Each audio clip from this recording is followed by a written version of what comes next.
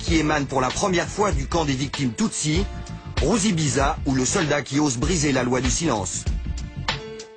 I got to learn of it 2 days before. I got the information from a soldier. He was one of the bodyguards of President Kagame. Ce personnage clé, nous l'avons rencontré quelque part en Norvège où il est réfugié politique. Témoin oculaire de l'attentat contre l'avion présidentiel, il appartenait à l'époque à une unité de renseignement militaire du mouvement rebelle. Cette nuit du 6 avril 1994, il fait partie du commando chargé d'abattre le Falcon 50. Bon, il y a une camionnette qui est venue, une Toyota, avec un chauffeur, avec des tireurs et un garde. L'avion venait d'abord pour faire une tour comme ça avant de prendre la position d'atterrissage. Et là, il devait passer par-dessous nous.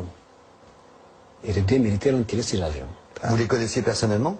Oui, je les connais aujourd'hui. On se connaît. On se connaît bien. Et puis, on s'en vante même. 2 missiles qui font basculer le pays dans le chaos. Dès le lendemain, les massacres de Tutsis se généralisent. Ruzibiza assiste impuissant à l'extermination de son peuple. Toute sa famille sera liquidée.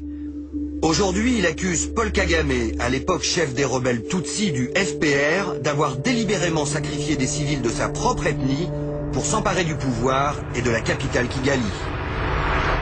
Qu'est-ce qu'on allait faire à Kigali sans même stopper les tueries le long de la route par laquelle nous étions en train de passer? Nous avons finalement, je mets nous parce que moi aussi, je faisais partie du FPR.